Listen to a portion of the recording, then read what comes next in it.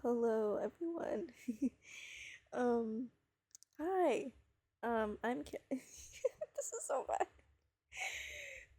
This is so awkward. I have no script or anything, and I'm kind of just rolling with the punches here. Um, but hi everyone, it's Kat. Uh, Hi. How are you? I hope you're doing well.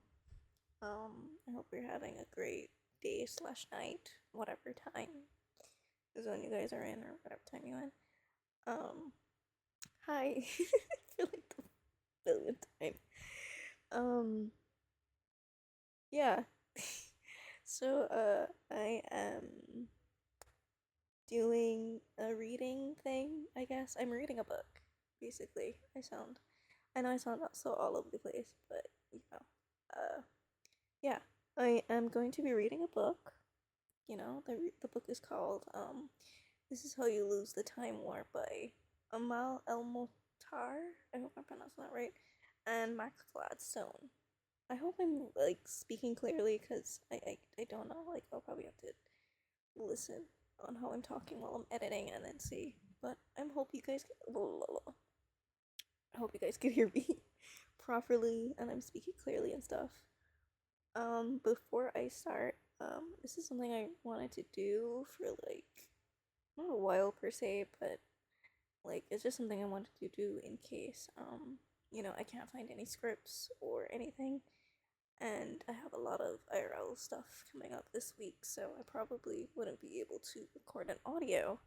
So I'm gonna try to I'm doing this, that's why I'm doing this, so that at least have something. It's gonna be me reading. I don't know how good of a reading voice I have. You guys clearly like my voice. First of all. Not even first of all. Thank you for the support that you guys have shown me. It really warms my heart. Like, genuinely. Thank you. It's amazing that, so many people like my stuff. Like, 27 people is a lot of people, man. And, like, if I think of 27 people in a room, like, I kind of get claustrophobic because that's a lot of people. It's a lot.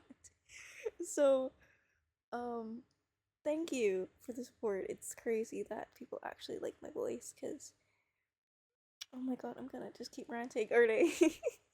But quick. I'm gonna be quick about this, I promise. But yeah, it's crazy that people actually are interested in my voice and they're interested in what I do, and it's kind of freaking cool, dude. It's kind of freaking sweet. Anyways, I have no idea how long this audio is gonna be. It might be 10 minutes. It might be 8. It might be 4. We don't know how long it is. I'm just gonna record until I don't know. I get I feel like it's a good time to conclude. Yeah. So this is how you lose the Time War by Amal El-Matar and Max Gladstone. I hope like these things are not too loud.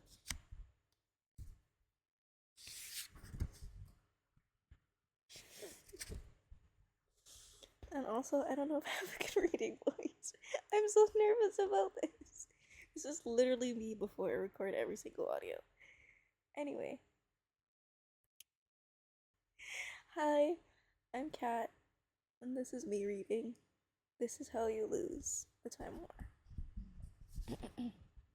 So, plug in your earphones, plug in your headphones, do whatever you listeners do, and let's read. When red wins, she stands alone. Blood slicks her hair. She breathes out steam in the last night of this dying world. That was fun, she thinks, but the thought sours in the framing. It was clean, at least. Climb up time's thread into the past and make sure no one survives this battle. To muddle the futures her agencies arranged. The future in which her agency rules, in which Red herself is possible. She comes to knot this strand of history and sear it until it melts. She holds a corpse that was once a man, her hands gloved in its guts, her fingers clutching its alloy spine. She lets go, and the exoskeleton clatters against rock. crude technology, ancient, bronze to depleted uranium. He never had a chance. That is the point of Red. After a mission comes a grand and final silence. Her weapons and armor fold into her like roses at dusk. Once flaps of suede, suedo skin. Suedo skin? I think it's suedo skin. I'm so sorry for my bad reading. I swear I can read, guys. I swear. Of suedo skin, settled and heal the programmable matter of her clothing knits back together. Red looks, again, something like a woman. She places a battlefield. She places.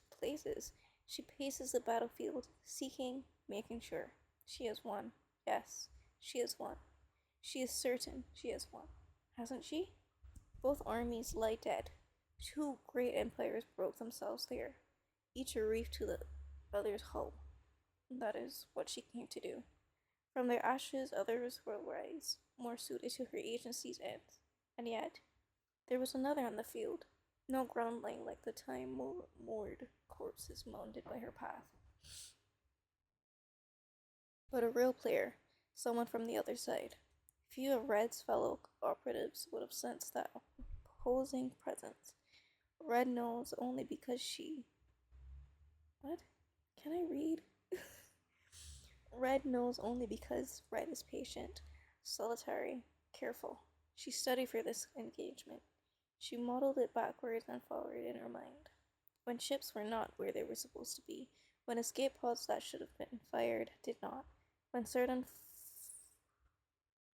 fusillades came 30 seconds past their cue, she noticed. Twice is coincidence, 3 times is enemy action. But why? Red has done what she came to do, she thinks. But wars are dense with causes and effects, calculations, and strange attractors, and all the more so are wars in time. One spared might be worth more to the other side than all the blood that stained Red's hands today. A fugitive becomes a queen or a scientist, or worse, a poet. Or her child does, or a smuggler she trades jacket with in some distant spaceport. And all this blood for nothing. Killing gets easier with practice, in mechanics and technique. Having killed never does, for Red. Her fellow agents do not feel the same, or they hide it better. It is not like Gardens players to meet Red on the same field at the same time. Shadows and sure things are more their style, but there is one who would. Red knows her, though they have never met. Each player has her own signature. She recognizes patterns of audacity and risk. Red may be mistaken. She really is. Her enemy would relish such a magic trick, twisting to her own ends all Red's grand work of murder. But it's not enough to suspect. Red must find proof. So she wanders the charnel field of victory and seeks the seed of her defeat. A tremor passes through the soil. Do not call it Earth. The planet dies. Crickets chirp. Crickets survive. Or no. Along the crashed ships and broken bodies on this crumbling plain, silver moss devours steel, and violet choke the dead guns. If the planet lasted long enough, the vines that sprout from corpses' mouth would grow berries. It won't, and neither will they.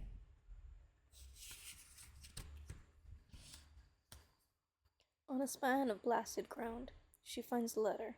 It does not belong. Here, there should be bodies mounded between the wrecks of ships that once sailed the stars.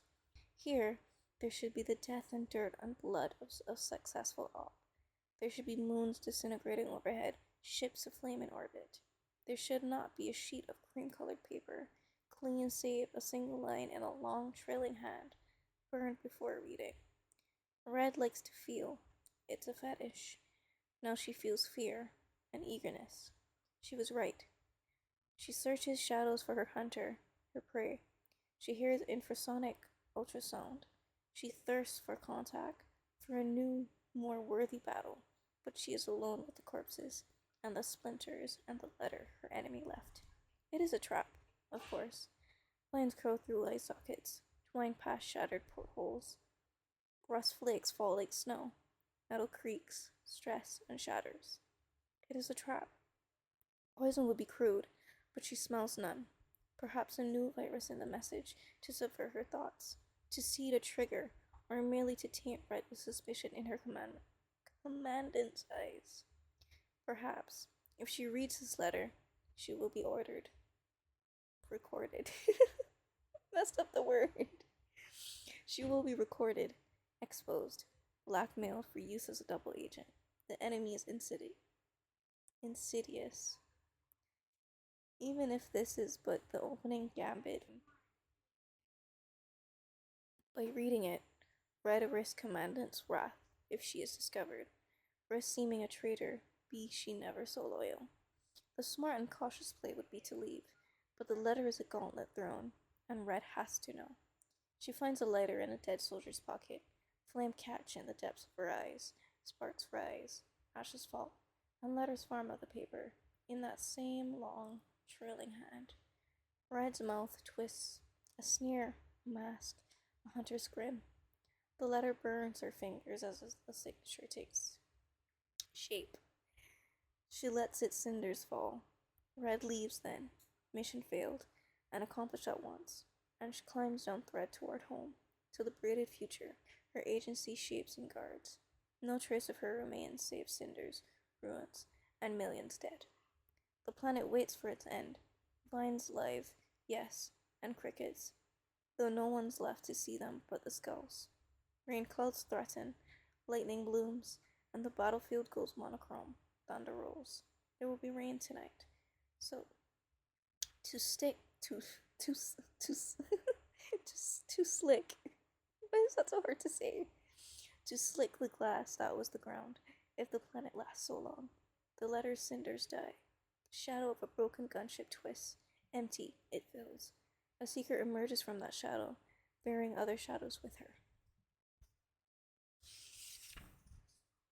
Wordless, the seeker regards the aftermath. She does not weep, that anyone can see. She paces through the wrecks, over the bodies, professional. She works a winding spiral, ensuring with long practice arts that no one has followed her through the silent path she walked to reach this place. The ground shakes and shatters. She reaches what was once a letter. Kneeling, she stirs the ashes. A spark flares up, and she catches it in her hand. She removes a thin white slab from a pouch at her side and slips it under the ashes.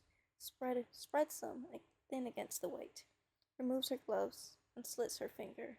Rainbow blood wells and falls and splatters into gray. She worked her blood into the ash to make a dough. Kneads that dough. Rolls it flat. All around, decay proceeds. The battleships become mound of moss. Great guns break.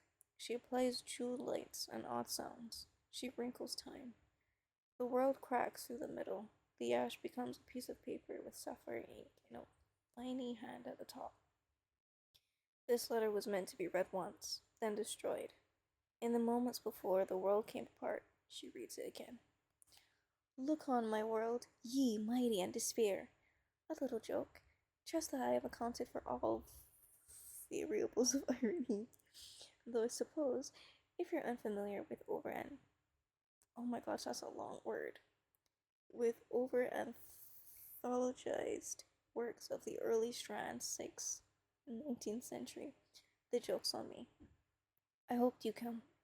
You're wondering what this is, but not, I think, wondering who this is. You know, just as I've known, since our eyes met during that messy matter on Abrugast 882, that we have unfinished business. I shall confess to you here that I've been growing complacent, bored, even, with the war. Your agency flash and dash up thread and down. Gardens patience planting and pruning of strands, borrowing into time's braid. Your unstoppable force is our immovable object. Less a game of Go than a game of tic-tac-toe. Hey, that rhymes. Outcomes determined from the first move, endlessly iterated, until the split where we fork off into unstable, chaotic possibility. The future we seek to secure at each other's expense. But then you turned up. My margins vanished. Every move I'd make, by route, I had to bring myself to fully. You brought some depth to your side speed words. You brought some depth to your side speed, some staying power, and I found myself working at capacity again. You invigorated your shift's war effort, and in doing so, invigorated me. Please find my gratitude all around you. I must tell you, it gives me great pleasure to think of you reading these words in licks and whirls of flame. Your eyes unable to work backwards, unable to keep the letters on a page. Instead, you must absorb them, admit them into your memory. In order to recall them, you must seek my presence in your thoughts, tangled among them like sunlight in water. In order to report my words to your superiors, you must admit yourself already infiltrated, another casualty of this most unfortunate day. This is how we'll win. It is not certainly my intent to brag. I wish you to know that I respected your tactics. The elegance of your work makes this war seem like a waste of. What? Guys, I can't read. The elegance of your work makes this war seem like less of a waste.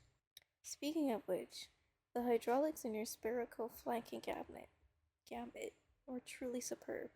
I hope you'll take comfort from the knowledge that they'll be thoroughly digested by our vultures, such that our next victory against your side will have a little piece of you in it. Better luck next time, then. Fondly, Blue.